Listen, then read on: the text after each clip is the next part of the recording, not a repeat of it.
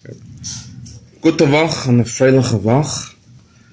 So I heard Aaron was saying that it's meaning that we say a story of the Baal Shem Tov on Motzei Shabbos Melava Malka. So that there's three lav dafkas to that. We say a story for the Baal Shem Tov on Melava Malka Motzei Shabbos because it's a segula. It's something which brings parnasa. It brings makes you wealthy. If you say stories of the Baal Shem Tov, so That's also shidduchim. Yeah, I've heard of shidduchim also. The last time my brother we started saying Baal Shem Tov, so they were Shabbos, and they got So maybe you have to hear the sequence of the story of the lav dafka. So that's the saying. I heard it as parnasa. So the three lav dafkas are number one. It doesn't have to be a story of the Baal Shem Tov. Lav dafka means not only this, but really not dafka, not specifically this, but there could be other things. Not specifically the Baal Shem Tov. Number two, not specifically Motzei Shabbos, really every night. Tell Chassidish stories. And number three, it doesn't have to be a segula for parnasa. It's really a segula for all brachas, all things that shidduchim, like Zalman said, health, success in learning and bettering one's. As I said before, segula is something which brings and makes it possible to achieve something. Segula means you want to accomplish something, and you'll do this thing, and it makes it more achievable. It brings it pushes it through. So if you want to have parnasa, you want to have shidduch, the stories will push. They'll make these things come to action. And there's many things that we do in life to get brachas. When we go to the kever of a tzaddik, kever is a burial place of a tzaddik. That's something we're davening in front of that person who was that tzaddik who we don't see physically in the world, and that evokes rachamim, that he should have compassion on your soul and really push things in your life. That's what's a very big thing, not only in Chabad, but thousands of years, Yidden have been going to Kforim. Kforim is the plural of grave sites and cemeteries, and really davening and saying Tehillim and asking for things that they need. There are many holy sites in Eretz Yisrael, Tzfas, Miron area where you go. So things that we do. So another reason is the saying from the Rebbe Rayatz, the Frierdiker Rebbe, that although it can be any single day of the week, Motzei Shabbos is a special time to say it. Because Shabbos you're very high. What's so high about Shabbos? You're removed from the world. You move to the physical world. During the week, you're busy. People are busy. They want to make money, and they're on their phones, and they're always distracted in WhatsApp and messages, and people, those who aren't so much with social media, great, but some people, phones overtake them, and the videos, and they have to do this, and the calls and responsibilities, they have to drive places, and they have to make money, and spend money, and there's so much to do. Shabbos is a gift. When Shabbos comes, Hashem says, I'm bringing more Kedusha, more holiness into the world, and I want you to concentrate on it. That's why I'm going to tell you don't have to work. You can't work. You don't do malacha. You don't spend money. You don't go on your phone. There's once a year that he came to me, and he said, Rabbi, you think this is what really Hashem meant when he gave the Torah in the desert 3,300 years ago? You think he really had in mind? He told this to me. He was saying rest. He was saying don't do work. You think he really had in mind that I shouldn't take out my phone and, why does it care? I'll rest. I'll be in my bed. I said to him, this is exactly what Hashem had in mind. Do you know how busy we are? The whole week, messages and responsibilities. He wanted 1 week. Huh? Who does? Oh yeah? As a comedy skit on this. Okay, I never heard this. I thought of it myself. It's good. I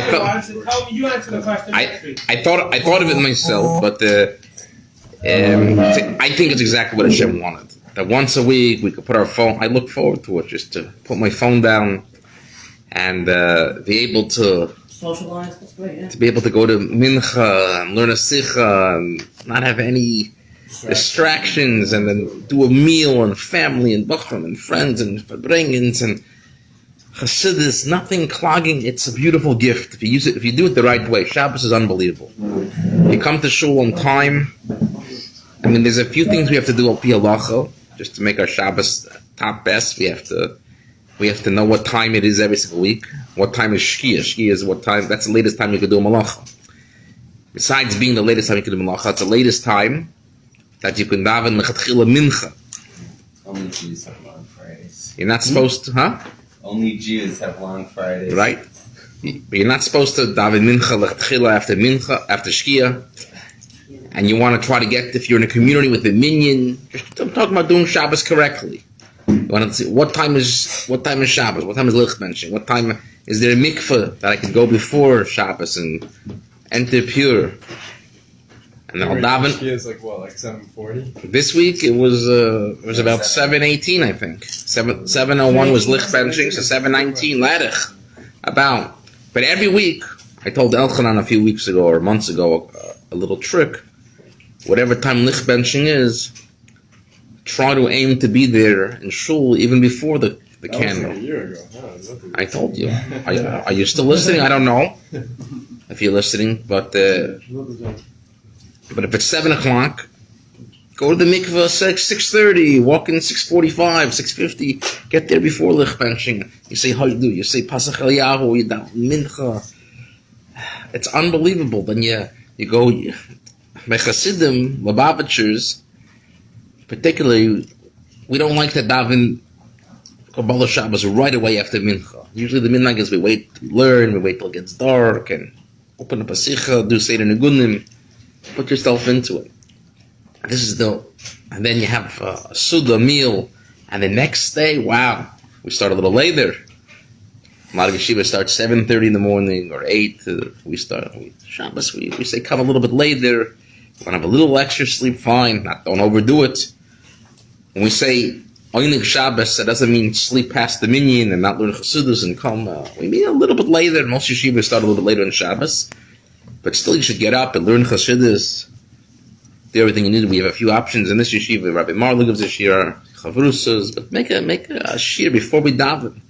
And there's special revelations on Shabbos morning, which you don't get the whole week. Again, you weren't distracted, and you're there, and you daven with a mind where you learned an idea. Yud Midas Rachamim, Elul, Melch Basada, whatever it is, Rosh Hashanah.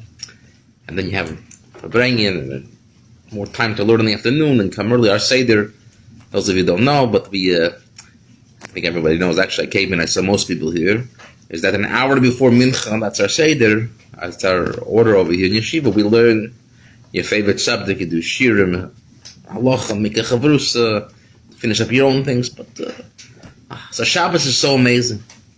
Then what happens? Sunday morning comes, and now you have to get back to the world. Even Motzei Shabbos, but Sunday, there's phones, and there's work, and there's money, and responsibilities.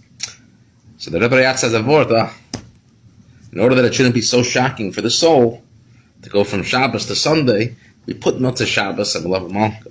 And it's a time you can tell a story. When you hear a story of a tzaddik, you hear insights from a tzaddik, it brings you to a level where you're in the world, but you're still higher than the world. In other words, it's not Shabbos anymore. Shabbos is like Gan Eden, like paradise. It's just learning and no responsibilities and physical, no money responsibilities. Everything is set and it's there, and just show up and daven and eat. And now it's the physical world, so put a Melava Malka story. That way, before you start your week, you could be in both places at the same time. I have physical, but I still have a story which is above the world. So we'll tell a few stories. Story number 1. Those of you with Bachram here, maybe you thought about Shidduchim. Shidduchim means getting married. So there was once somebody at the oil, a Hasidic couple, ran into a chassid, Shmuel Butman, all of us, I used to listen to his stories. He passed away a few months ago. So he meets them, and he says to them, you look like you have a story. This was a Hasidic guy with a long beard and payas. And He says, actually, I do have a story about the Rebbe. He says, you know what? The Rebbe made my shidduch. This guy says, the Rebbe made, he calls his wife, he says, let's tell a story. How did the Rebbe make our shidduch? You know, the Rebbe's a shadchan. I made a shidduch.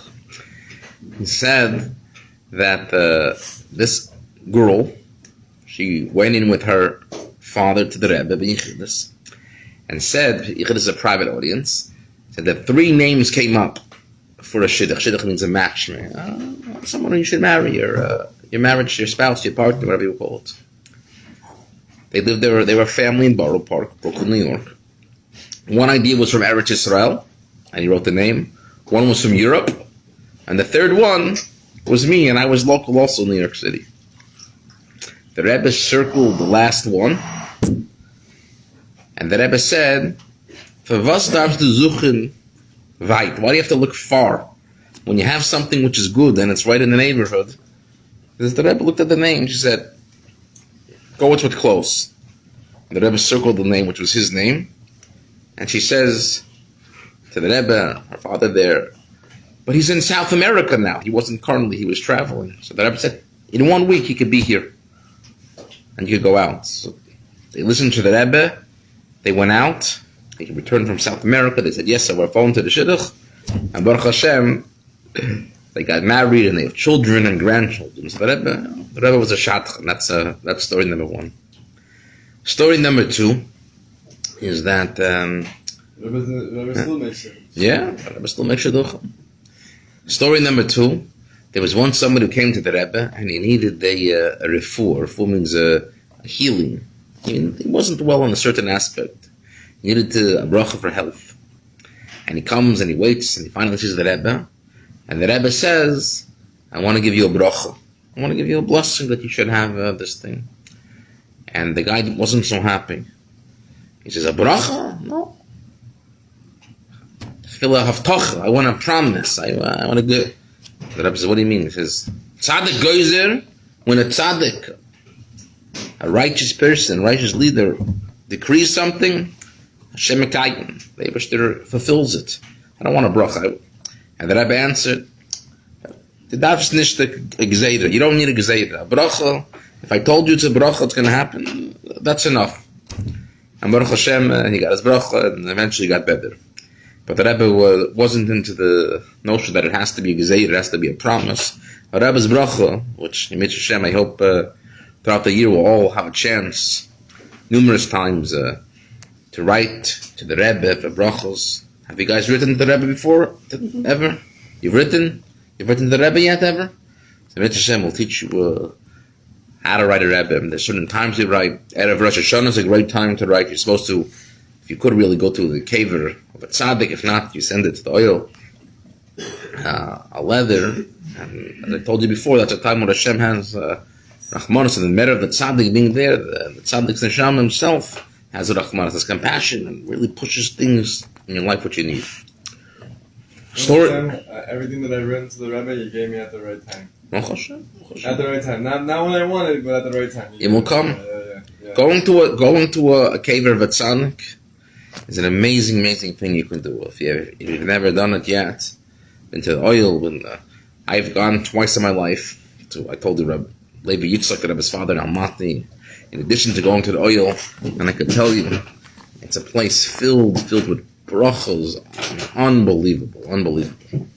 It's well worth the trip. Okay, story number 3, and then we'll, after I say this, we'll bench, try to keep to the schedule, is that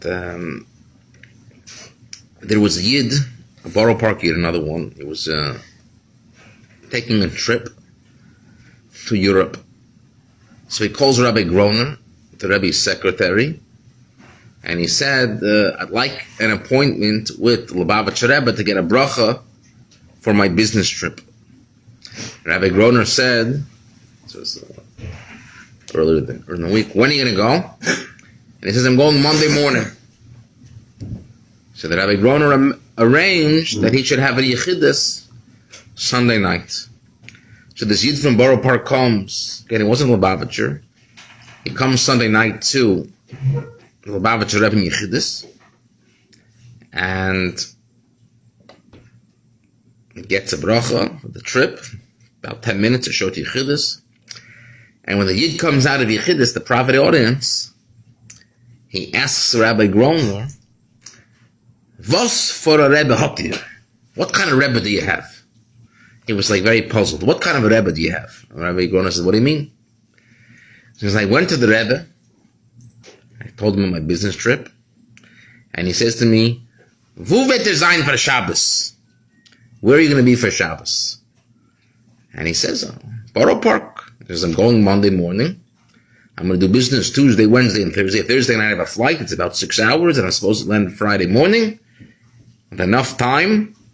And I'll be home in Borough Park for Shabbos." I told it to the Rebbe, and the Rebbe says, "Wo wird sein for Shabbos?" What does that mean in Yiddish? Wo wird sein for Shabbos? Where are you going to be for Shabbos? And he says to the Rebbe, "I just told you. I'm going Monday morning. I'm going to do Monday, Tuesday, Wednesday, Thursday, and I'm going to go home.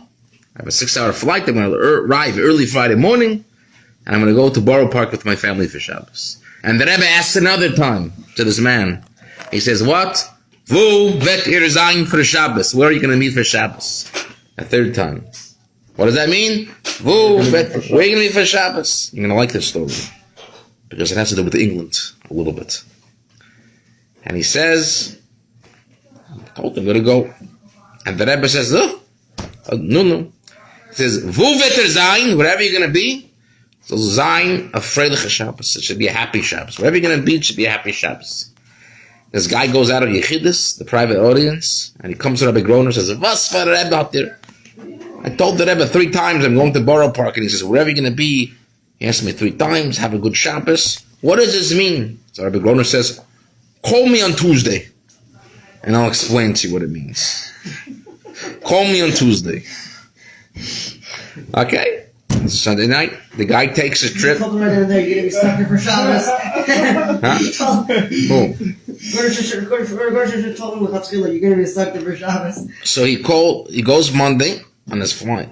Plane, he does business, Monday night, Tuesday, Wednesday, Thursday night, he takes his flight, and all of a sudden he gets on the plane, and there's a delay. And there's a second delay, and a third delay, and they finally take off, and then they realize that the plane needs to land. And it lands in a place called Greenland. Greenland is really, it looks like Iceland, because it's a lot of ice. Greenland is not so green. He gets to Greenland, and he lands, and it's a small airport there, only 2 rooms. He gets out, right?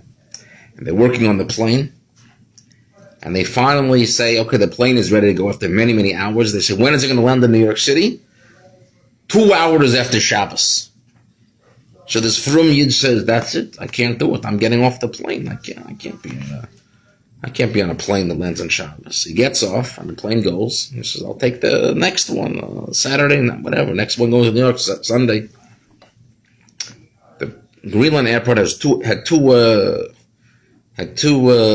rooms. It was a very small airport. There was a lot of army and military personnel.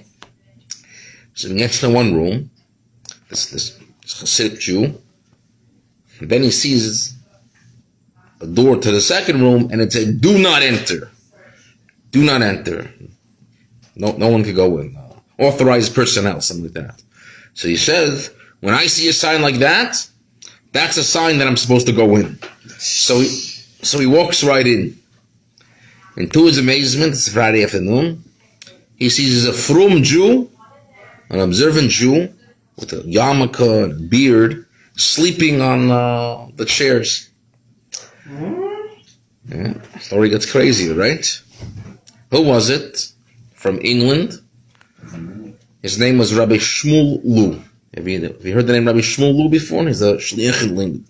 He said that the Lubavitcher Rebbe heard that there's an army base of Americans in Greenland. So he called up the head shliach Rabbi Sudak. Rabbi Sudak said, I want to send somebody from England to go there to Greenland and make a Shabbaton, because there's 30 or 40 American soldiers in Greenland. So Rabbi Lu says, I arranged everything. I got food, a caterer for 40 people. I brought Sidurim, I brought learning, I I arranged the Torah, everything we needed for Shabbos. I arranged, and I had it in boxes, and I got it all shipped, all these delicious things in heaters and everything, and it's all waiting in the next room. The only thing is that before I came here, I did, security. They had to check to make sure I'm not a spy, a terrorist, or something. And this Borough Park Jew's like, how am I going to get it? So he says, let me speak. The shliach speaks to them, and they say to him at the military base, if you, Rabbi Lou, will take a chrayis, you're going to take responsibility and say that he's safe and everything's going to be okay, we'll trust you. But if anything goes wrong, we're never going to let you come back here, and you're taking responsibility. We'll let him go through. They let him go through the metal detector. They let him go through the metal detector. They made sure. They asked him a few questions. And Baruch Hashem, they walked through, and there were 30, 40 Yidden. So first they had a minyan for Mincha, and then they had Rabbi Lou gave a Dvar Torah, and there was a couple of Shabbos, and all they were dancing, and there was kosher food, mahadrin, and challah and soup, and heater, and fish, and chicken, and kugels, everything, and dessert. Goes to sleep. The next morning, there was a shir chassidus, there was a minyan, there was kriya, there was a fabregen by Kiddush. They went hours and hours and hours. They were talking about Yiddishkeit, the soul and meaning and purpose and truth. And then mincha and maidev. And it finally gets to be Motzei Shabbos. And Shabbos ended, and this guy is having the time of his life. He had everything he could have wanted, like a gourmet food and Torah and learning and everything he wanted. They say, is their next plane going to New York? And they said, yes, a couple hours, it's coming. He said, okay, I'll go on that one. They gave him a transfer. And Baruch Hashem, he made it home. So he calls Rabbi Groner. This is already the next week now. He calls him on Tuesday, like he said. And he says, now I see what happened. Rabbi Groner says, the Rebbe saw that you weren't going to be making it home for Shabbos. The Rebbe saw you when you make it home for Shabbos. Now, without the bracha of the Rebbe, you could have wound up anywhere. You could have been, who knows which airport, emergency landing. You could have been in some city and, stuck for Shabbos and no minyan, and no kosher food, or no hot food, or no kriyas Torah. But the Eibishter wanted, right, through the bracha of the Rebbe, that you should be in a place. So the Rebbe wanted that you should be in a place where there's going to be everything you need.